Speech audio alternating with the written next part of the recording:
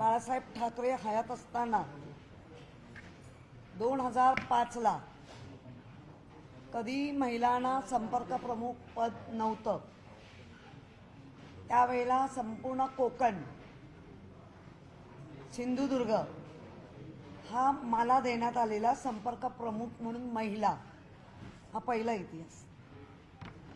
त्यानंतर मी जेव्हा महापौर झाली, उद्धव बाळासाहेब ठाकरे यांनी मला जे आशीर्वाद दिले किंवा मला ती संधी दिली, ती बिनविरोध महापौर हे मला वाटतं माझ्या वेळेला पहिल्यांदा लढलं।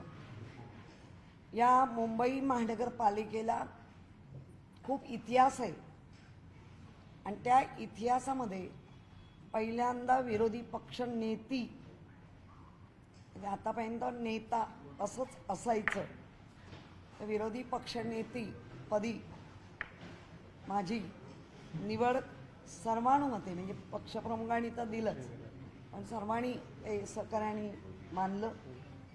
हा एक आनंदाची गोष्ट आहे। पण जसा सभागृह नेता किंवा महापौर हे पदावर असतात तेव्हा फार मोठ्या काट्यांच्या खुर्चीत ते नसतात, पण विरोधी पक्षनेता स्वतः पण काटेरी खुर्चीत असतो आणि काट्याने ते दाखवायचं असतं मुंबईसाठी काय चांगलं आहे किंवा तुम्ही काय मनमानी करताय।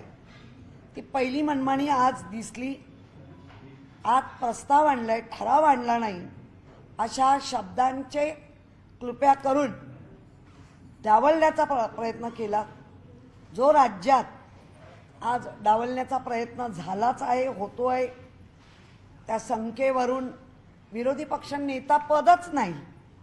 खरं म्हणजे संविधानामध्ये जरी संख्येचे अंकांची संख्या आणि संख्यांचं अंकगणित मांडलं जातं, तरी विरोधी म्हणून दिल्ली सारख्या ठिकाणी आणखीन 1-2 शहरामध्ये अतिशय कमी संख्येने असूनही विरोधी पक्षनेता पद दिलं गेलं आहे, पण महाराष्ट्रामध्ये मात्र हे घडूनही दिलं जात आहे।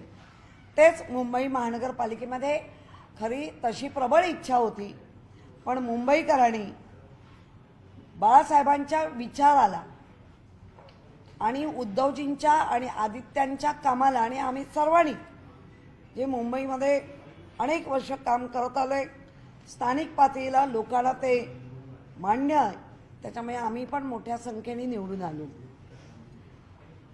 विरोधी पक्षाला पेसच द्यायचं नाही, हा जो काही त्यांचा प्रयत्न आहे त्या ह्याच्यावरती बोलायला नाही दिला। आजचा प्रसंग म्हणजे जो सभागृहामध्ये जो एक दिवस आधी मेट्रो, अख्ख्या मुंबईत मेट्रोनी सगळ्या मुंबईकरांचं जनजीवन विस्कळीत केलं आहे, धुलीमय केलं आहे, खड्डेमय केलं आहे, त्यावर जे घडलं त्यावर बोलायलाच दिलं नाही। म्हणजे जिवंत लोकांना तर न्याय मिळणारच नाही दिसतंय, पण मृत पावलेल्या व्यक्तींना शाब्दिक प्रकारे श्रद्धांजली वाहण्याचं पण औदार्य जर सत्ताधारी म्हणून दाखवत नसतील तर मला वाटतं याचा निषेध केला पाहिजे। ज्या प्रकारे हादसा घडला त्याच्यामध्ये बाहेरून आलेला जौनपूरवरून आलेली व्यक्ती होती, जे जौनपूर मतदारसंघ माननीय सन्माननीय पंतप्रधान यांचा तो मतदारसंघ, त्या मतदारसंघातल्या व्यक्तीला मृत पावला आमच्या मुंबई महानगरपालिका आणि महाराष्ट्राच्या राज्य सरकारने। मुंबई महापालिकेचा रोल थोडा कमी आहे, पण महाराष्ट्र राज्य सरकारचा जो MMRDA जो ज्यांच्याकडे ते रिजन त्या लोकांनी दुर्लक्षित केलं आणि आज ती व्यक्ती मृत्युमुखी पडलीच, पण त्याबरोबर दुसरी जी आहे तिला मी पाहून आली। मी त्याच्या शेजारी असलेल्या उपासनी हॉस्पिटलचं तुमच्या माध्यमातून मी त्यांना मनापासून धन्यवाद देते।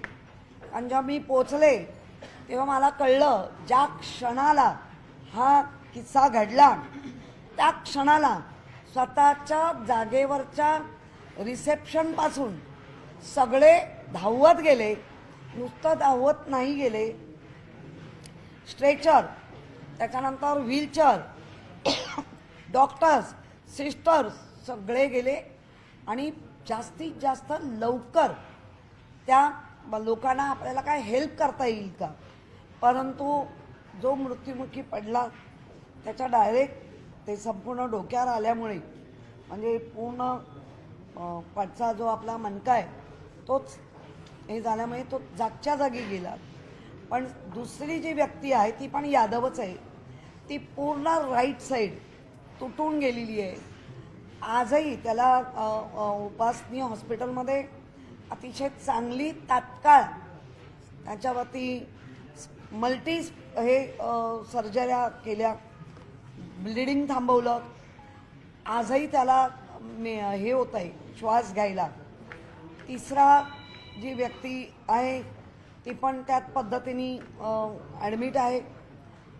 चौथी ज्याच्या बॉनेटवर सगळं पडलं त्या महिला होत्या, मुलाला शाळेत आणायला जात होत्या. त्यांना समोरून काचा, नशीब ते डोळ्याला, आता डोळ्यात काचा गेल्या असत्या. सगळ्या कपाळावर ते तात्पुरतं ड्रेसिंग करून त्यांना पाठवण्यात आलं. आणि हा जो काय हलगर्जीपणा आहे मेट्रोचा तो आपण कायम आता बघत आलो आहे. पावसाळ्यात तर केवढं होतं, हेच आम्हाला मांडायचं होतं आणि हे सत्ताधाऱ्यांच्या अंगाशी आलं असतं. म्हणून तो श्रद्धांजलीसारखा संवेदनशीलपणा दाखवायला पाहिजे होता, तो दाखवला गेला नाही. आणि अशाच गोष्टी की मेलेल्या व्यक्तीला म्हणजे जिवंत लोकांना तुम्ही किती न्याय देताय पहिल्याच दिवसापासून कळलंय, पण मेलेल्या व्यक्तीला पण तुम्ही न्याय देऊ नाही शकत. आमची मागणी आहे, तेव्हाही मी मागणी केली, तुमच्या माध्यमातून मी तीच मागणी करते की काही लोकांना आज राग आलाय. 50 करोड, 50 करोड हा आमचा शब्द नाही.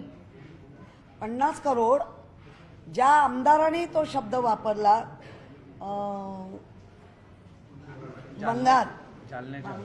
बांगर, हा जालनाचे, त्यांनी त्या व्यासपीठावरती म्हणाले की मला बघा 50 करोडची ऑफर येते पण मी जाणार नाही, रडले काय, उद्या आम्हाला 100 करोडची पण येईल पण मी जाणार नाही. तेव्हा लक्षात आलं सगळ्यांच्या की हे आमदार मोठ्या प्रमाणात का गेले, तर 50 करोड मिळत आहे. आम्ही करोड त्यांचे मोजायला नाही गेलो की आम्ही बघायला नाही गेलो, पण तुम्ही तुमच्यातला एका आमदारांनी दुसऱ्या दिवशी पलायन केलं, याचा अर्थ 50 करोड त्यांचे, आमचा शब्द नाही. तर काही लोकांना लागली आहे मिरची, हरकत नाही. पण तुम्ही जर आमदार खासदार फोडायला जर 50 करोड देणार असाल तर मृत व्यक्तीला लाखात का बाद करता, बोलता का लाखात, त्याला पण करोडाची मदत करा. त्यांच्या घरातला एक सेवेत घ्या, MMRDA सारखा त्याच्यामध्ये त्यांना सेवेत घ्या. आता येईल उत्तर की जौनपूर मृत्यू कुठे पडलाय, आपल्या हलगर्जीपणामुळे, आपल्या म्हणजे सत्ताधाऱ्यांच्या हलगर्जीपणामुळे, तर त्याला न्याय द्या. आम्ही तीच मागणी केली आणि ते बोलायला सभागृहात दिलं नाही, ठरवून येतात. अशा प्रकारे जर आज पहिलाच दिवस होता आणि प्रस्ताव नाही, ठराव आहे, ठराव नाही, प्रस्ताव आहे, अर्थात ह्याचं उत्तर MS ला पण द्यावं लागणार. म्हणजे अशी मनमानी तुम्ही, कारण खरं आहे सत्ता कधी बदलते कधी येते, पायंडे चुकीचे पाडू नका. ज्या परंपरा आहेत, काही नियम आहेत, काही अधिनियम आहेत, त्या परंपरा मोडीत काढू नका, हीच आमची विनंती आहे.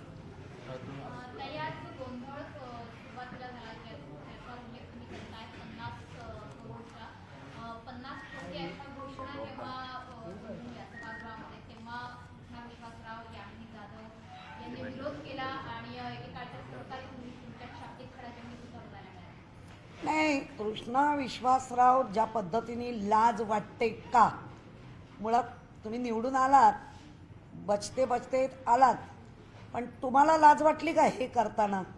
आणि सभागृहासारखं जुन्या स्वतःला समजतात, तर ही गरिमा कोणी राखायची, कोणाची लाज काढता?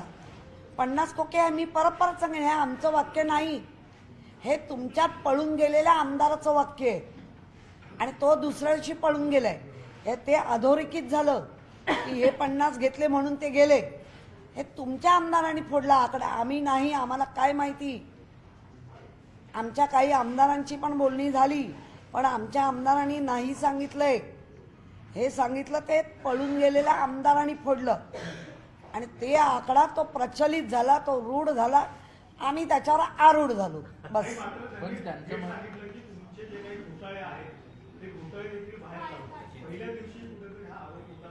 नाही, मुळात बघा, यांना कामकाज करायचं आहे की नाही हे आस्था दिसत नाही. कृष्णा विश्वासरावच्या बाजूला स्टँडिंग चेअरमन बसलेला केवढा मोठा घोटाळा घेऊन बसले. म्हणजे काय कशाची, जे आम्हाला विचारतात लाज वाटते काय, तर तुम्हाला काय वाटते? आणि हा जो काही सगळा प्रकार आहे ना, जो तुम्ही म्हणताय न्यायालयात आला, तुम्ही न्यायालयाच्या वर आहात, आजही बोला ना.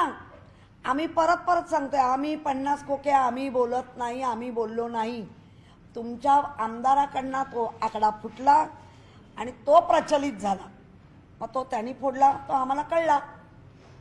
तुम्हाला जर वाटतंय ना तर आजही करा ना, अडवलंय कोणी, पण त्याच्यात तुम्ही साठवले जाणार आहात आणाच.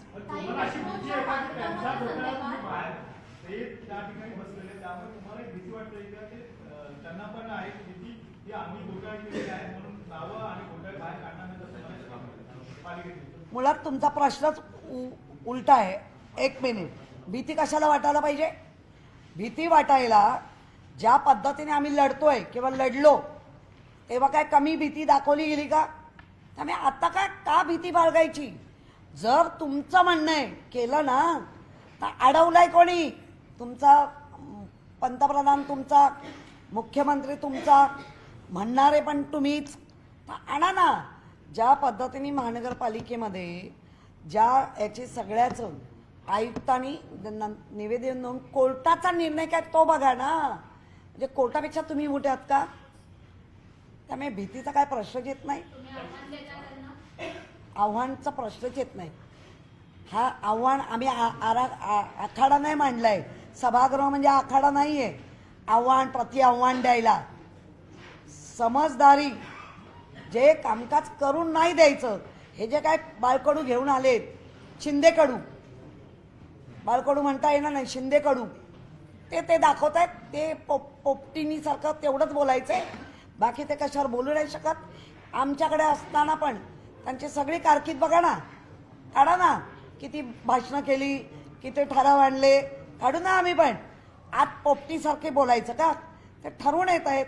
म्हणजे मुंबईसाठी कामकाज करायचं नाही, मुंबईचं काय चांगलं बघायचं नाही, एवढा गोंधळ घालून, गोंधळात गोंधळ करून मुंबईकरांना ह्या जे काही चांगली कामं होतील त्याचा लाभच घेऊ द्यायचा. मेट्रोच्या कामांचा प्रश्न आहे. खरं तर बऱ्याच वेळा ज्या स्वदेशी कंपन्या आहेत त्या कमी किमतीमध्ये चांगलं काम करून देतात, परंतु विदेशी कंपन्यांना सगळी कामं दिली जातात.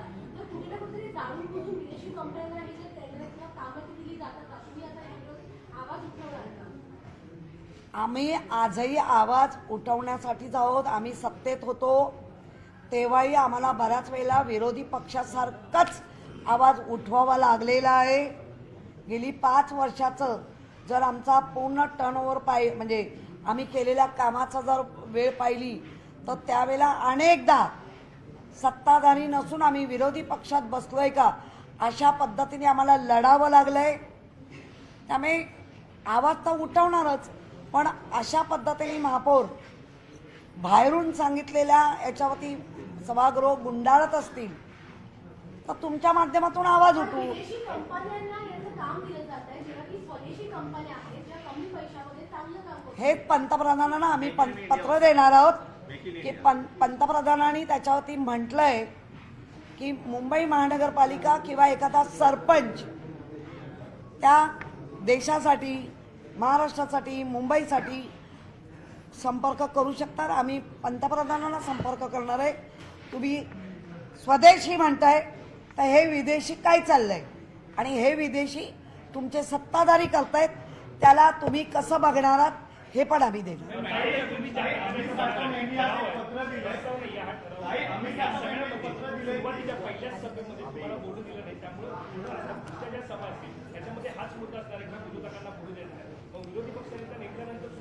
नाही नाही, जे राज्यात त्यांनी विरोधी पक्षनेता बसायचंच नाही किंवा बोलायला द्यायचंच नाही, तीच कूटनीती महानगरपालिकेमध्ये करताना आता दिसत आहेत. आम्हाला बोलायला आज नाही दिलं, त्याचं आम्हाला वाईट वाटलं. का तर तुम्ही जिवंत लोकांना पण न्याय देत नाही आहात, पण मृत व्यक्तीला या ऐतिहासिक सभागृहामध्ये जो जौनपूर सारख्या जिल्ह्यातून जो जिल्हा पंतप्रधान सन्माननीय यांच्या मतदारसंघातला एक सरपंच, त्याच्यावरती मुंबई महानगरपालिकेमध्ये जर बोलता आलं असतं तर त्यांच्या घराला ते पत्र जातं आणि ते पत्र मुंबई महानगरपालिकेचं एक शान वाढवणारं, एक मान वाढवणारं आणि एक त्यांना धीर देणारं पत्र गेलं असतं की तुमचा इथे नोंद झाली. ऐतिहासिक आपलं सभागृह आहे, सभागृहात रामलाल यादव म्हणून श्रद्धांजली वाहिली गेली असती तर अनेक वर्ष त्याचंही नाव त्या पटलावर आलं असतं, पण ते करू नाही दिलं. याचा अर्थ कितीतरी पटीनी अतिशय क्रूर पद्धतीने विरोधी पक्षाबरोबर वागणं, कोणालाही न्याय न देणं, हेच आता त्यांचा एकंदर मनसुबा दिसतोय. अमित साटम यांनी एक पत्र लिहिलेलं आहे की मुंबई महानगरपालिकेतील जो भ्रष्टाचार आहे तो रोखण्यासाठी आता जी काही खरेदी करायची आहे ते जीएम पोर्टलवरून करण्यात यावी. कसं बघताय तुम्ही या सगळ्या संदर्भात? कुठल्या पोर्टलवरून? दिल्लीचं पोर्ट,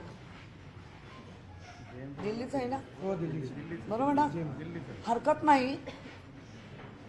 कोविड काळात जेवढा पैसा तुम्ही PM फंडमध्ये मिळवला तो पण त्या जरा GM पोर्टलवर आणा, सगळ्यांना कळू दे तो किती पैसे तिथे मिळाले, कुठल्या कुठल्या कंपनीने दिले, कुठल्या कुठल्या कंपनी विदेशी आहे स्वदेशी आहेत की ज्या गोमाताच्या कंपन्या आहेत, असं सगळं येऊ दे ना. उलट बरं आहे. मी तर म्हणते पारदर्शक कराच, पण मग PM पासूनच सुरुवात करा. कारण त्यांच्याच पोर्टलवर जाणार आहे तर त्यांच्या पोर्टलवर कोविड काळातला पण येऊ दे, सगळं येऊ दे, हरकत नाही.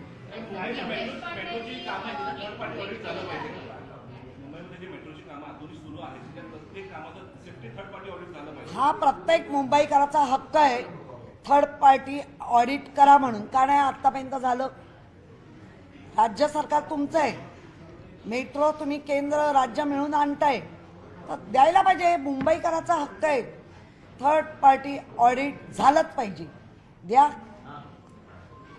संदीप देशपांडेंनी आता एक ट्विट केलेलं आहे. सकाळी संदीप देशपांडे यांना त्यांच्या येत नाही म्हणावे लागत, त्याच्या मताला फारसं महत्त्व मिळत नाही. आणि त्यांनी ट्विट केलेलं होतं संजय राऊतांच्या लेखावर, त्याच्यावर त्यांनी पुन्हा एकदा तुम्हाला डिवचणारा ट्विट. नाही नाही, मी मुळात संदीप देशपांडेंची सारखंच काही ऐकते अशातला भाग नाही. आणि बरेच आता उघड संदीप देशपांडे बोलायला लागले. नक्कीच आमच्या पक्षाचे वरिष्ठ या गोष्टीला उत्तर देत आहेत, देतील. आमच्यापर्यंत जेव्हा येईल तेव्हा आम्ही उत्तर. धन्यवाद, थँक्यू.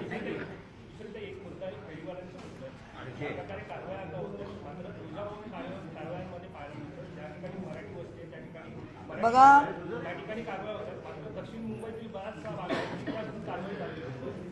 नाही मी कुठल्याच मुंबईकरांवर, मग ते फेरीवाले का असेना, फेरीवाला धोरण आपण आणलेलं आहे. राज्य सरकारने ते आता फायनल करायचं होतं, 2014च्या पासूनच आणलं. त्याचं काय झालं ते पहिलं सांगावं.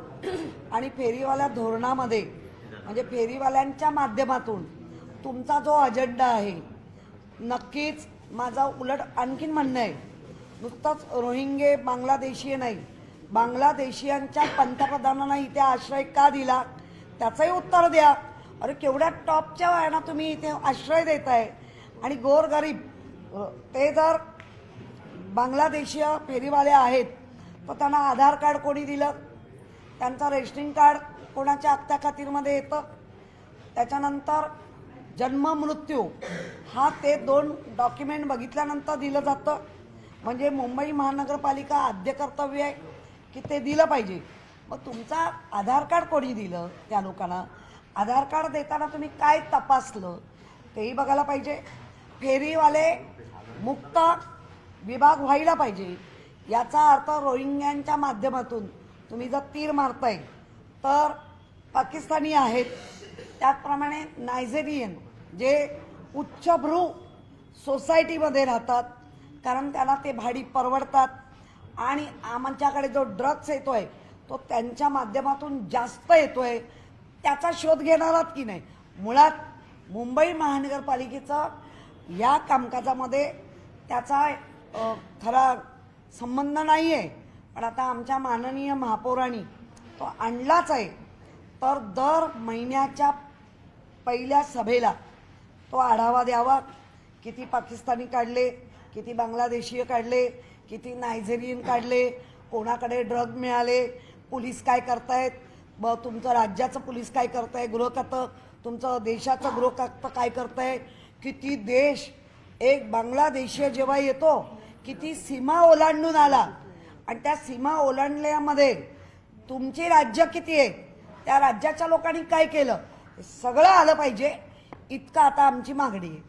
हिंदी में बता दीजिए लीडर ऑफ अपोजिशन. मैं हिंदी में बाद में करेंगे प्लीज, क्योंकि मेरे ऊपर बहुत ये होता है. मैं मराठी में जो बोल रहे हैं आप हिंदी में कन्वर्ट करके दे दो मराठी में.